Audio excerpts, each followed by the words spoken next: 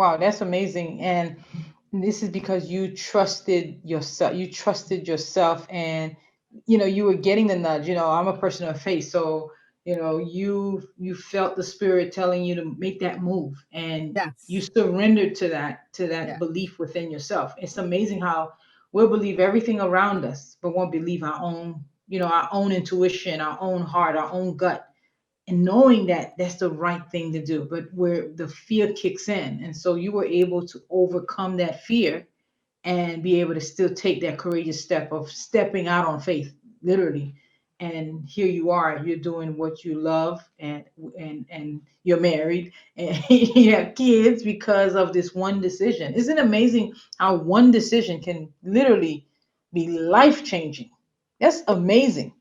It is amazing. I mean, we all at some level, struggle with fear. Like fear is false evidences appearing real, but I like to look at it as face everything and recover. So it's, yes, I was scared. I didn't know what was going to happen, but I just knew that I was going to face everything and recover at that point. That was the way that I Face was going to look everything. at it. And the two big words, face everything. Like trying to stick your head in the sand, denying, face it and get it over with. Because that's Yes. that's what's gonna happen. Eventually, you have to get over it, right? You're not gonna face it and stay in that space forever. No. Get it over with, right? Yes. So, and then find a solution after. So Yes. so now that your mom, your wife, you are a career transitional person, you're a strategist, you help people put their productivity to the next level. What do you see for yourself, for your organization, for your company in the future? So right now, I really just see myself just developing the message and empowering people with, learning how to maximize their time, because we all only have 24 hours in the same day. If you find anyone that said they know how to have a 28-hour day, please let me know. So it's the say 20. So it's like, how do you maximize that? And if we all could do that, it will really just take things to the next level in how we interact, how we receive things, how we do things. And I love, I want, my goal is to continue spreading the message, reaching out to different audiences, like whoever wants me to share. Like, I thank you for giving me the opportunity to share.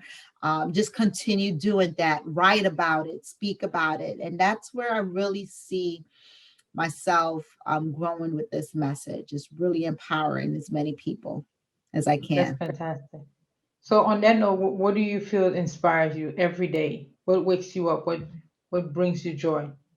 Every day I am inspired by my two little boys. I have a 5-year-old and a son that's going to be 2 years old next month. And they inspire me because I really believe in building a dynasty, leaving a legacy.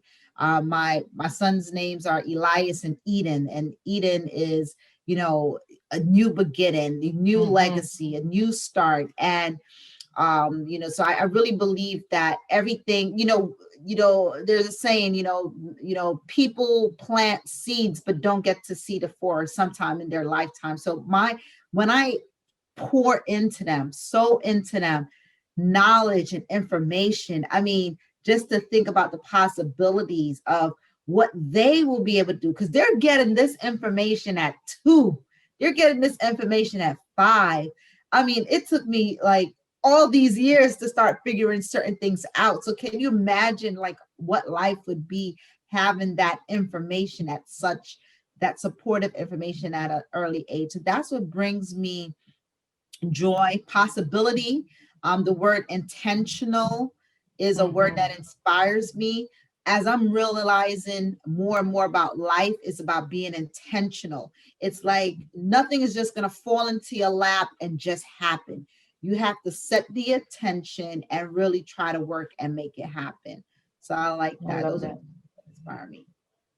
So when it comes to helping others, how do you see the beginning for that person? Like, what is the process that you help them to get ready to go through the process of, gaining time. You can't really gain time, but like improving their productivity, improving their presence, improving, even connecting to their passion. Like, what are those first few steps that you help a person with, or Yes. share with the audience as to what first steps that they can take to get started on this journey?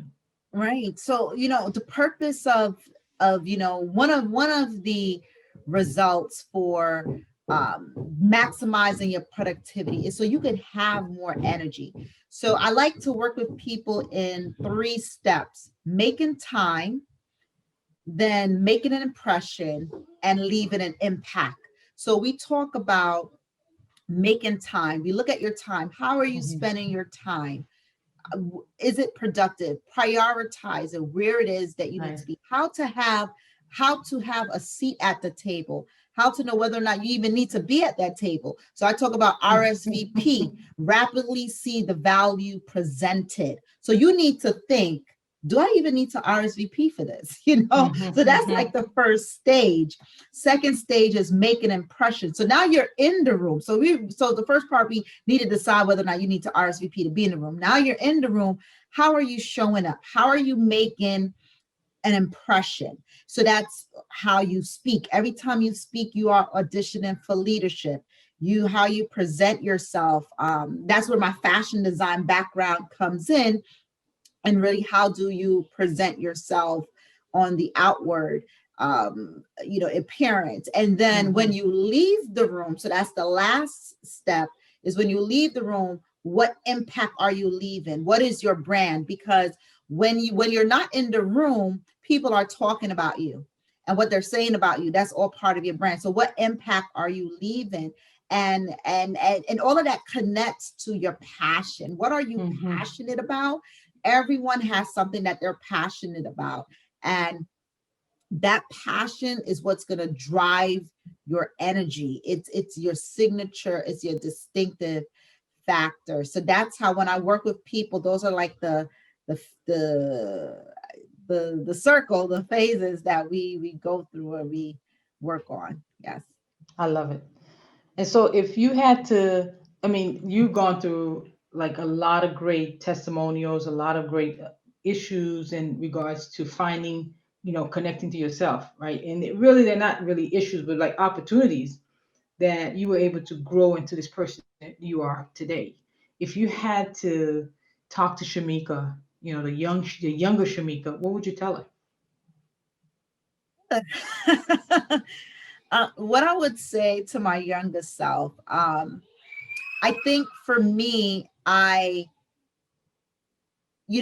spent a lot of time in my earlier career separating the different facets of who I was. So this is who I am on the outside, this is who I am in this arena. And I think as I learned how to integrate and fully bring in all the pieces of who I am and truly Hmm. be authentic about it, that's when I truly was unapologetic and really just felt the being empowered to be who I really am. So that I would just say, I wish I have done that earlier. I wish, also trying to please people, always trying to be a people pleaser, and really just learn how to do that, and learn how to set boundaries earlier. Okay, so I see he's looking for your attention. So for the last question is, if someone wanted to reach out to you, Shamika, like how can they connect with you? Yes. So if someone wants to reach out to me, the best place is shemekabrathwaite.com, SHEMEKA BRATHWITE.com. So that's the best place. That would lead you to all my resources and all my social media sites. I love it. Any last advice that you would share with the audience? Yes. So my last advice, especially in the times that we're in right now, maximize it. It's very easy to let circumstances hold us back, but this is a time where you could really be strategic and come out on the other side strong and accomplished with many different things. So really just maximize this season, that and then also enjoy. When was the last time, if ever, you had a time in history where everybody was able to hit the reset button and really just have time to be home with their loved ones and their family, and have this time to not be involved with the hustle and bustle of commuting and traveling. So just really make the most of this time. That would be my advice.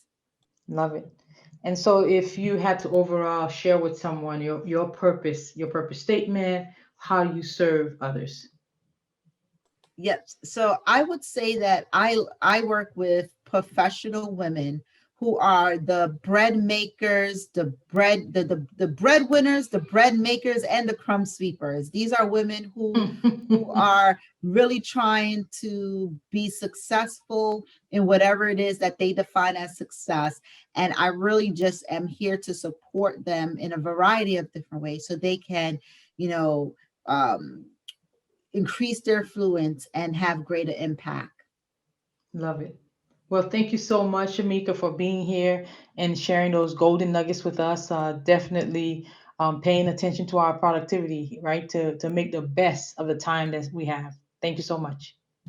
Thank you. Well, everyone, as Shamika mentioned, it is so important to have that work balance. Yes, it's great to have peak performance. Yes, it's great to be a high achiever, but boundaries are important into our lives, especially if your mom, wife, or any kind of way help serving others. It is important to take care of yourself, take care of those goals, but most importantly, ensure that there is a time limit to how you add value to others and to yourself. With that, I want to say thank you, and I look forward to seeing you soon.